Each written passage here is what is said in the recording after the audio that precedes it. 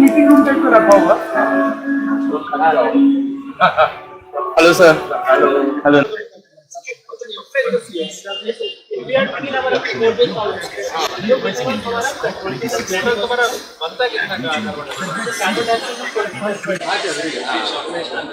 कौन है?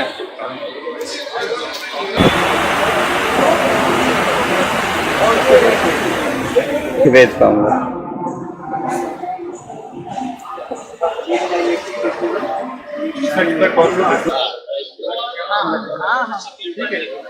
Thank you.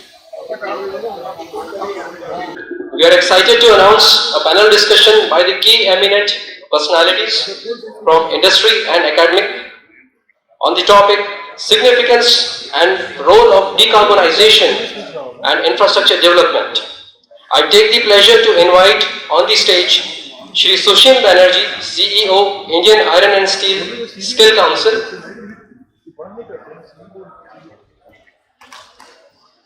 Shri Shashi Shekhar Mohanty sir, MD and CEO, SR Midmet Private Limited, Dr. Soumya Gangopadhyay, Associate Professor Mechanical, IIT Bhilai, Dr. Subhash Ganguly, Head of Department MME, NIT Raipur, and Shri Vishwadeep Bhattacharjee, Senior Vice President and Head of Green Steel India, Tri-Metal Technologies. Shri Sushil Banerjee shall be the moderator for this event. Set of panelists,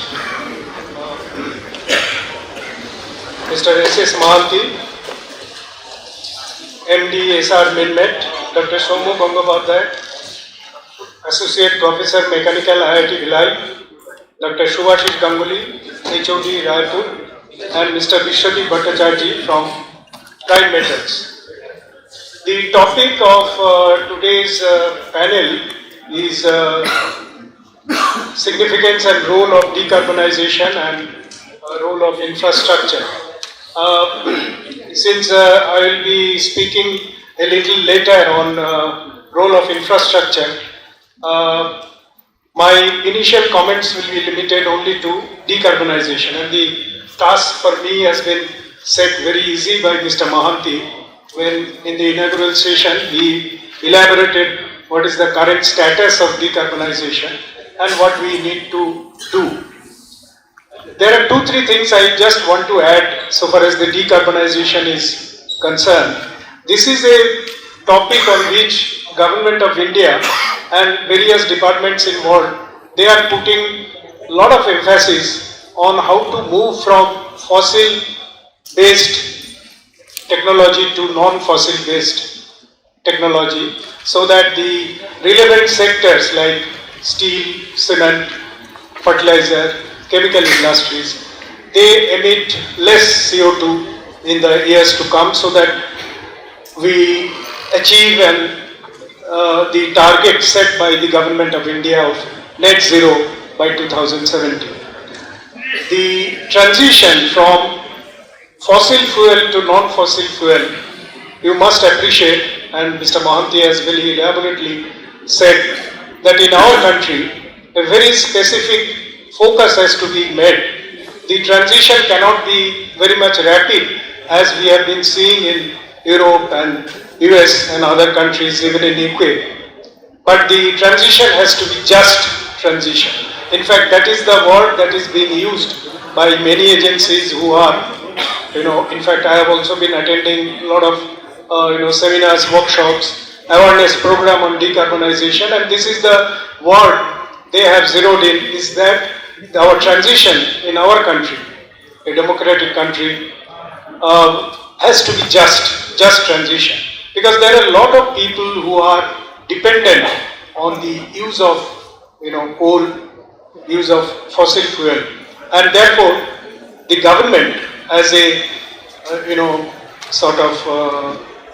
who is governing the country, they have to be very much concerned about the deployment of those people. It is not only the industry's concern, it is the whole population in which we have already surpassed China, that has to be taken care of in a big way. So therefore, this transition way back earlier, we have been talking of specific target of 2030, and because of COVID and the pandemic, the target has been staggered a bit, and now we are talking in terms of 2047, the 100 years of our independence, and therefore the task forces that the Ministry of Steel has also formed on decarbonization and the relevant technologies, in which our Sector Skill Council on skill development was also a part of it, because what are the skill development areas which will emanate, which will emerge because of this new technology infusion that the industry will undertake. It's a very good topic, and whether the industry is prepared to do this.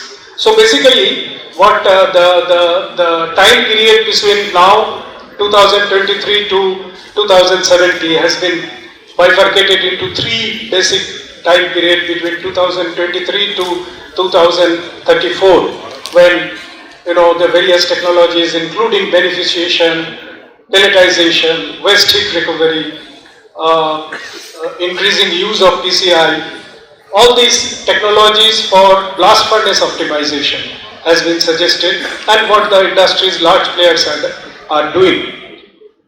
There is also a very special case in India where 50% or more than that of the steel consumption production has been accounted by these large, by the small and medium enterprises. What about those industries? Are they going to take decarbonization technologies?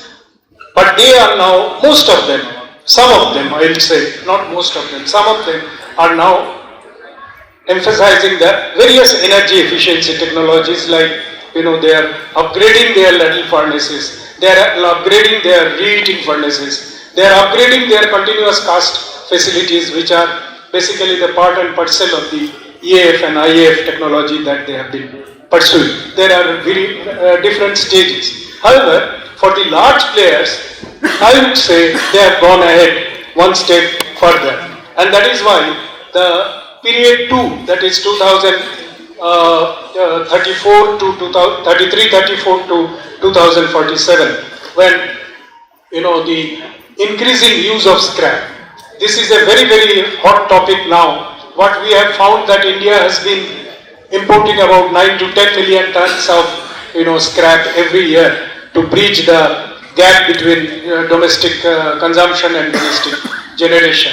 Here, the large players who have been generating about 8 to 8.5% of their crude steel production on scrap, and they are consuming also at the same rate, so that there is no surplus deficit in their cases. But there is a good demand for scrap from the EAF sector, and this sector their demand is not being fulfilled totally by the generation of scrap, by scrapping the end of life vehicles, etc., where our country is much lagging compared to what has been happening in UK, even Spain, Portugal, etc.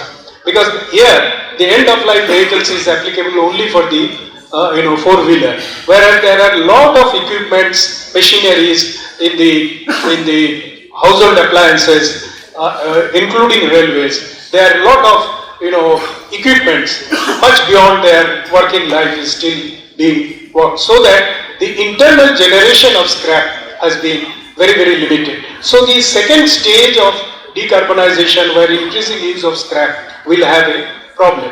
The similar problem will be there. In fact, the estimate shows that if natural gas is being used in a significant way, there will be a huge reduction possibility of between 70 to 80%, which the other countries are getting. In our case, it is not only the volume of natural gas that is available is a crisis, but also the price of natural gas. And if you have used that natural gas in production of steel, your steel will not be competitive in the market, let alone in the export market. So that is another issue. But this transition from fossil fuel to natural gas is a natural phenomena which will give a lot of benefits to the steel production. At the third stage, what they are saying from 2047 to 70 is that there are two technologies. One is that CCUS that has already been undertaken by one or two mills, of course in a very limited way. But this carbon capturing from the blast furnace, if it can happen in a much bigger way, and utilization also, if you can finalize, this is a very good way. I would say this is the most cost effective way of reducing the carbon. The final technology that we are all know is the hybrid technology, that is making green hydrogen available for iron making through electrolyzer process, and the whole thing is using renewable energy. Only then there will be a significant reduction from, you see, 2.6 ton of CO2 that we get normally per ton of crude steel. There will be a significant reduction, and we will be, comparing ourselves with the major other producer. In the side by side, the hydrogen mission of India that has been announced for only 5 million tons has been with a 20,000 crore kitty. In fact, for steel ministry, we were told that 30% of that, say about 1,446 crore has been allotted to steel ministry so that they can fund the green hydrogen production unit who are bidding for it, as well as for the electrolyzing manufacturing. The about 5,000 crore has already been given by the government to these units. Another, sort of 12,000 crore is with the government for future expenditure. So it is not that government is also not subsidizing the production of hydrogen, green hydrogen, for reducing the carbon emission. In other countries, the government support is huge, I would say, but in our country, though it is lagging so far as the amount is concerned, but I would say the stage has set. In fact, today itself there is a big meeting taken by Secretary Ministry of Renewable Energy on the status of the hydrogen mission. We will get the just end it because there is not much of time left. What I was telling about the pricing of green hydrogen at the current rate, it is just not workable. Although some private players, they are also setting up facilities for making green hydrogen. So it has been estimated that unless the price of hydrogen per kg comes down to about rupees 1 to 2, then only it will be a break even, and then the changeover will be very smooth without any without any encumbrance on the steel producer who will use green hydrogen as a reducing agent in the blast furnace. So there has been example of infusing more percentage of hydrogen in blast furnace, but all these things have come to a standstill because of the pricing phenomena. And as Mr. Mohanty has mentioned that Europe is very keen from 2026. 1st of January they will implement this CBM, so that you have to pay huge carbon tax in order to enter the European market. So I think the news is that one or two Southeast Asian countries also are going to implement in a much lower fashion the CBM. Maybe the tax will be somewhat lesser compared to what is the high tax that Europe has announced. They will also be wanting to get their country free from carbon emission. In the end, I will just say that all these technologies that are being running around, the peripheral technologies, the steel industry must take advantage of that, because reduction of CO2 in any case from the high level that we have reached, in any case whatever reduction you can get, that will benefit the whole country. However, I still maintain that this transition from fossil to non-fossil has to be very gradual and has to be just. With these comments, I will now request my fellow panelists to share their views. Thank you so much. Thank you, sir. Since we are already running short of time, but the schedule is delayed by more than half an hour, I just request the panelists to restrict their remarks to 3 minutes per head, please, if that's possible. That's a very, very humble request, but please, 3 minutes.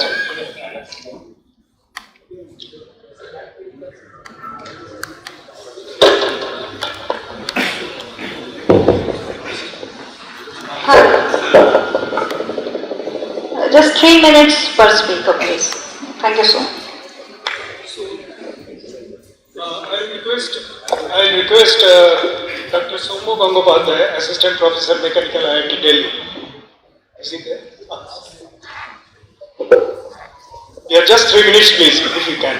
And then what we will organize this, after 3 minutes each speaker speaks, then we can invite some questions from you, and you have to address it to the particular speaker so that the question answer becomes very. Before you start speaking, to the audience, I'll just say that only 2 questions we will take, not more than 2 questions. If you have any other queries, you can always discuss with our distinguished speakers during lunch, or you can even email your queries to us. Sure. So, good afternoon all. At the outset, I would like to thank Village Steel Plant for organizing such a wonderful workshop and inviting me as one of the panelists here. So, from the morning inaugural sessions, we got the opportunity to listen to various insightful lectures delivered by distinguished experts from steel industries as well as academia. Particularly with particular emphasis on the production of green steel, significance of decarbonization and various technologies. So if I want to wish to envisage from the perspective of academia, so I would like to emphasize quickly on 2 points. One is the development of skilled manpower, and another is the collaboration among the stakeholders, industry and academia. So the first point regarding the development of manpower, where the academia can pitch in, I can think of 2 ways, broad ways. One is what I can think of, like this inculcation of the technology should take place at the beginning, from the graduate studies itself, rather just before entering the industries. And keeping this in view, perhaps it might be a good idea to include this concept of decarbonization, the production of green steel, sustainable technology in the curriculum itself, so that the students during their graduate courses itself get the feel about what exactly the concept of green technology is. The experts have talked about the alternate technologies, the sustainable technologies, etc. But then it is important at this should start at the very beginning. Next is the student should get the opportunity. Revision of curriculum, incorporation this courses, type of courses in the curriculum is one thing, and at the same time I think the student should have the opportunity to work with industry as far as the internship programs, training program, and small student project programs with major emphasis on the concept of production of green steels. We have heard about from the lectures the concept of circular economy, net zero concept. That means at IIT Bhilai, I would like to highlight that we have made some humble beginning in the domain of sustainable technologies. Many various small to big projects, funded projects are going on at IIT Bhilai with major emphasis on sustainability, with some of them with collaboration with the industries as well. One of the things is like, again, some expert talked about the scrap. When you talk about this net zero circular economy, it is very important to recycle the scraps. And there is one international collaborative project at IIT Bhilai with one of the renowned UK universities going on, how the huge tons of chips that are produced every day in machining operation can be converted to the useful products. So this is just one example of what I can cite there, but there are several such examples which can be taken up in the in academia in collaboration with industry. Another thing is, just last point I would like to highlight, that apart from this, we would also like to take the help of the advanced technologies in the domain of automation. For example, of course, the various experts are talking about the major technologies which can be implementable in the near future for decarbonization, etc. But then, in my opinion, feasibility study, two things. One is the pilot scale, which is possible at the laboratory itself, which can be upgraded with the help of industry. Second thing is that envisaging, conceptualizing everything in a virtual platform. This is called digital twinning. Most of these people in the audience must be aware of this concept of a very new topic, the digital twin, where you need not do experiments at the industry or the laboratory. Rather, the entire concept, where the process as well as the process parameters, input parameters and the outputs can be developed in the virtual platform itself, so that what are the technical difficulties in implementing in actual practice can be envisaged at the digital twin step itself. So these are certain points from my side as far as the industrial academia perspective. Of course, this is possible with the help of larger collaboration among the stakeholders, industrial academia. This will further give the impetus to this effort. Thank you.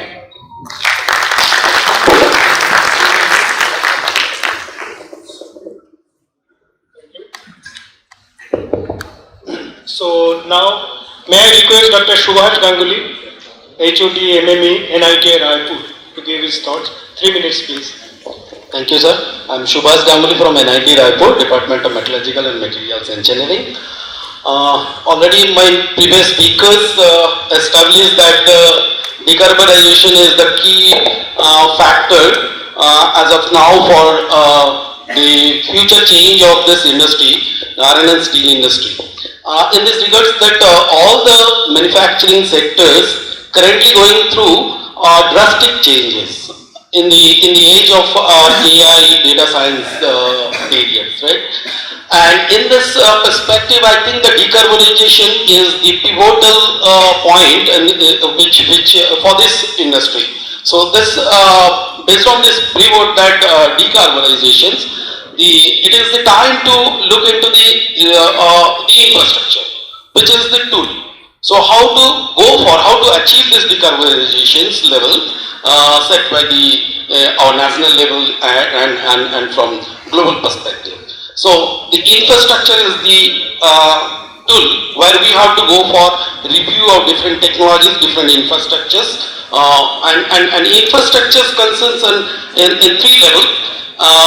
First of all, in the top, the global perspective, you have to be competitive with the economy, you have to be competitive with the environment, you have to comply with the social requirements, and in the next layer, the plant, the unit, locations, and with respect to the locations, the Government of India's or our national level policies, the national level the future plans for connectivity with the in and out channels of the unit, and in the bottom, the unit, the plant. And with respect to the plant, what are the revision, what are the infrastructural revision we can do? And from the academic point of view, that I would like to say some of the areas that where we can focus upon, what are the requirement for our this thing. So I want to just point it out that what we can look into.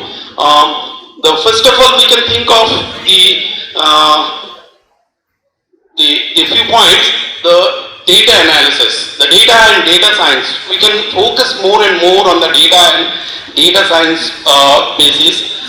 Device and application, I mean to say the software application apps.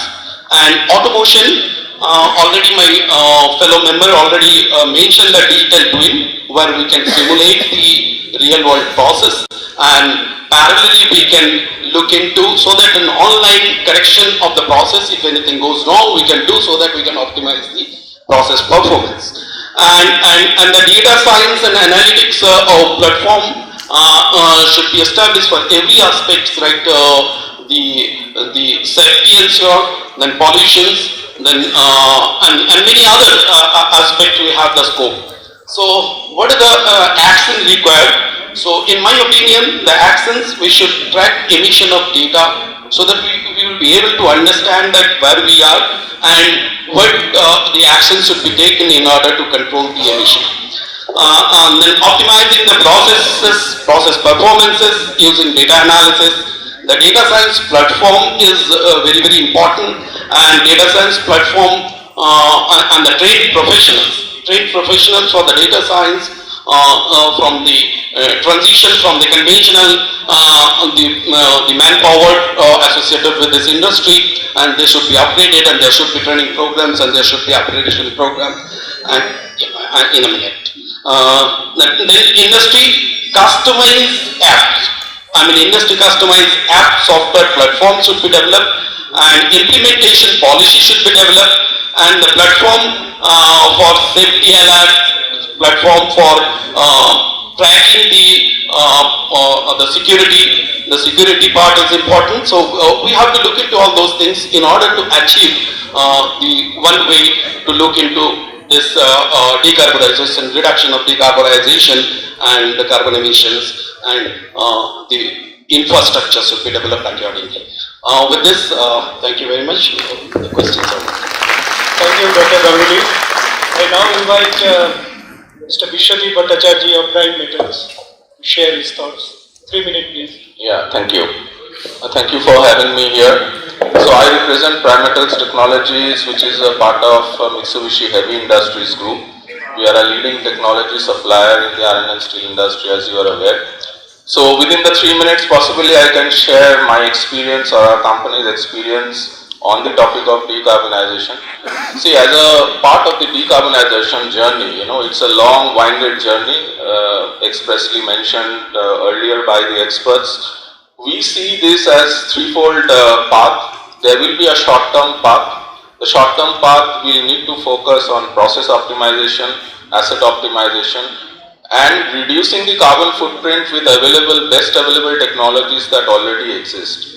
As you know, the Ministry of Steel set up the Green Steel Task Forces, 13 of them.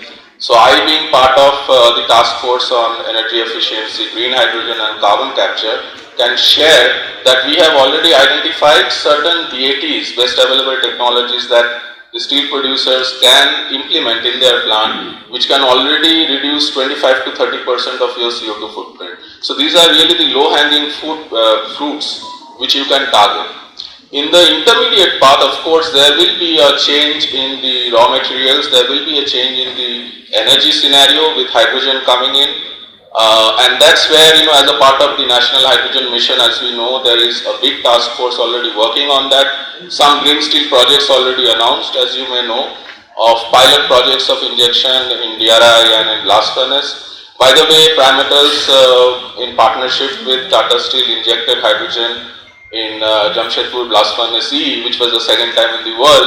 But as also mentioned, this is not the the 100% solution in terms of reducing footprint, because as we know, there is a limit in terms of the adiabatic flame temperature, in terms of how much hydrogen you can inject into the blast furnace. In the long term, what will happen, as was also mentioned rightly by the chair, that the carbon capture, utilization and storage solutions will come in. And that's where MHI and Prime Metals will play a big role. We are the leading technology suppliers of carbon capture in power plants and cement plants. Now we have already started our pilots in the steel plant in ArcelorMittal again. We are really talking about capturing the CO2 and also talking about recycling it. So converting CO2 to CO and pushing it into the blast furnace. And we expect this to scale up. After we do the pilot, we will be able to roll it out for the iron and steel industry. And this would be a path-breaking technology. As was expressed, you use the coal, you use the carbon, but then you have the carbon capture solution to take care of the reduced footprint. I think this will be a very cost-effective approach in India if you compare moving to DRI with its challenges of cost of NG and the availability of NG. This is a much lower cost solution. So we will be very soon bringing these technologies into the iron and steel industries. We are working with our customers a lot on all these paths, by the way. We are working with the Tatas, Jindals, also SAIL, a lot on these paths, and we have achieved certain key measures on reducing the carbon footprint already. Yeah. So I would like to sign off within the given time frame, but if you have any questions, I can easily answer that. Yeah. Thank you. Thank you, Mr. Bhattacharya. Now I will ask Mr. Mahanti to share his thoughts.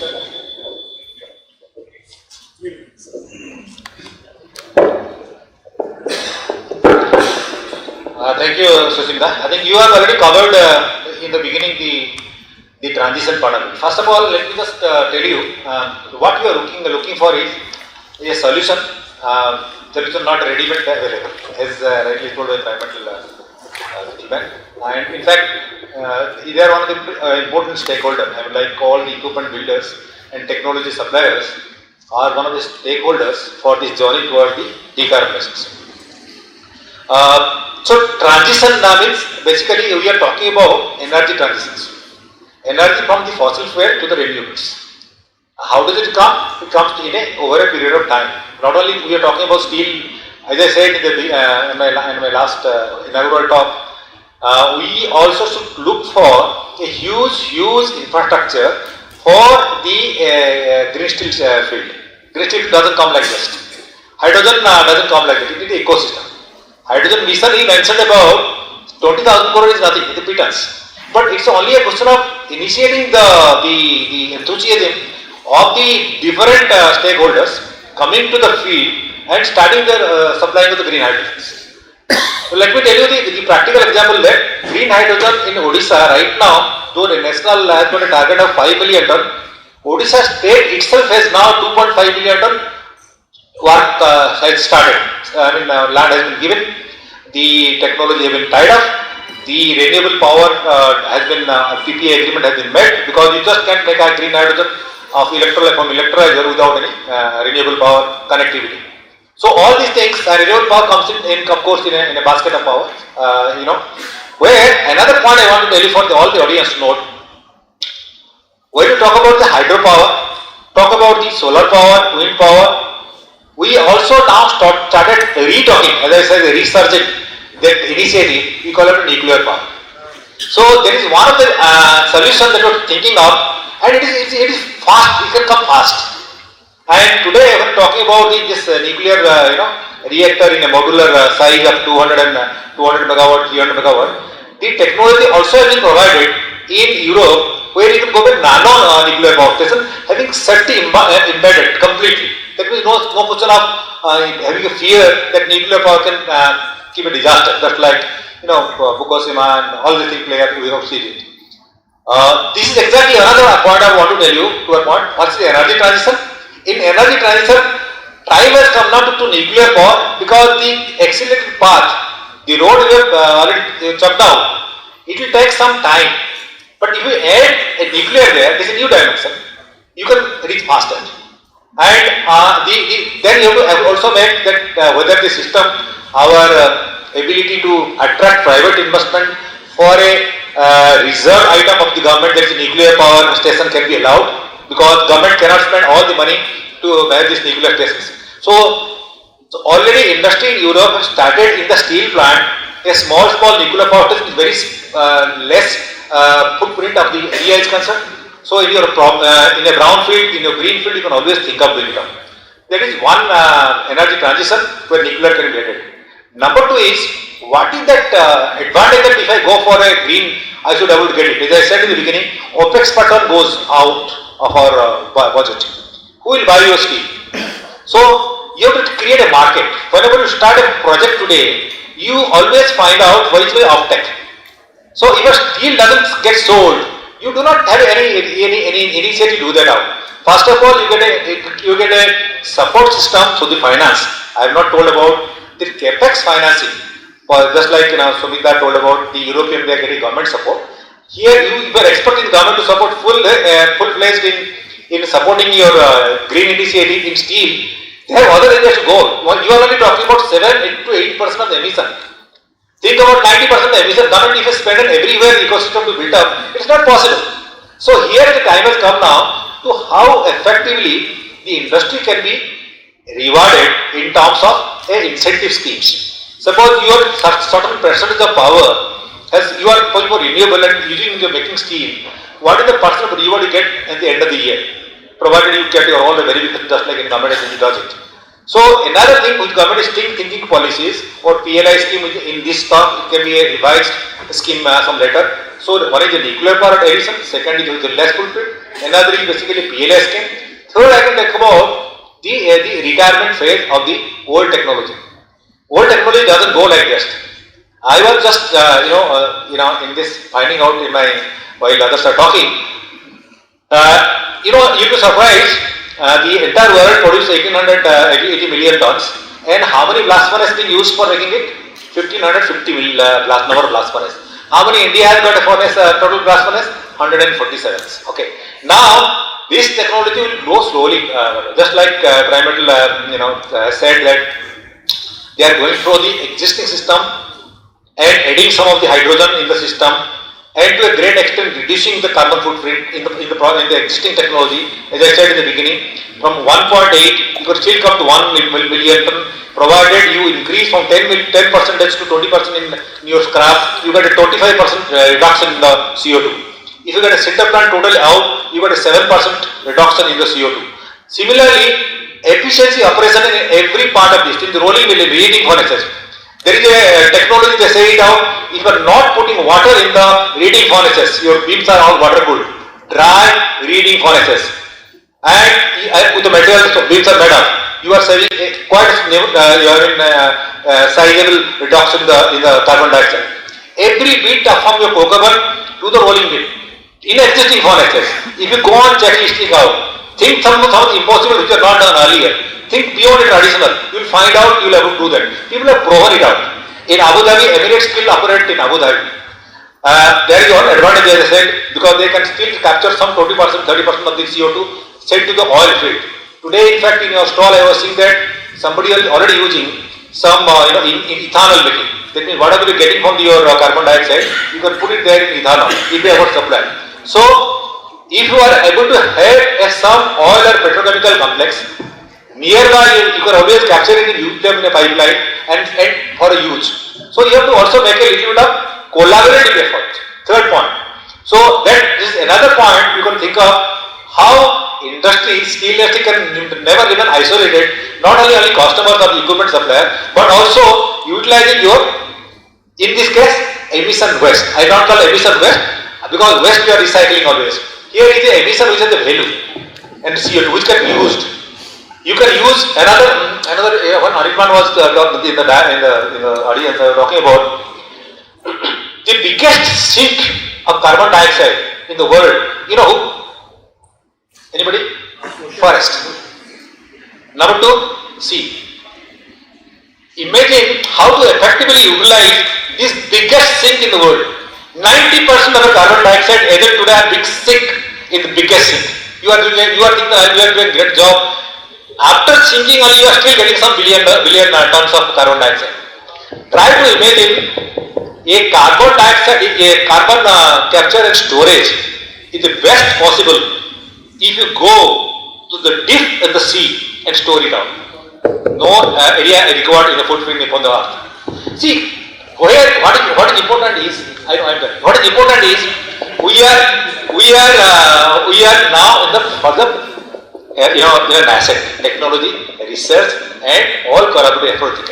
I sometimes go because I started from the soft floor, so I go into a little bit of practical way to push it up. Thank you very much for giving an opportunity. Thanks a lot.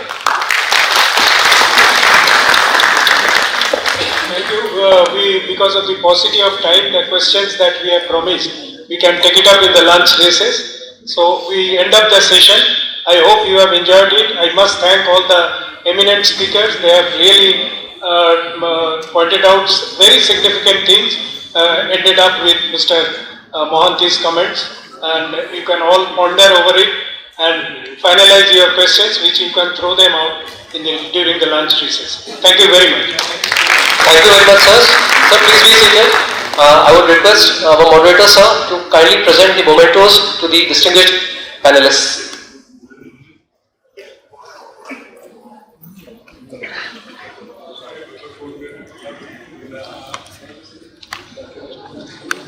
I request Shri Sushim Banerjee sir to kindly present memento to Shri Shashi Shekhar Modi sir, MD and CEO SR Minmet Private Limited.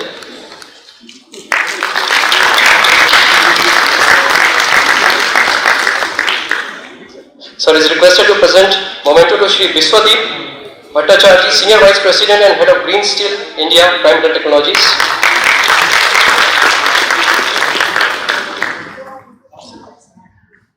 Sir is requested to present memento to Shri Subhash Ganguly, HOD MME, NIT Raipur.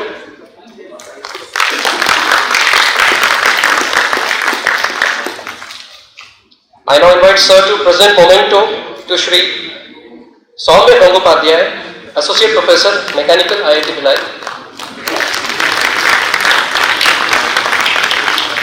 I request Shri Tapas Dasgupta Sir to kindly present a memento to the moderator, Shri Sushil Banerjee, CEO, Indian Iron and Steel Sector, Skill Council.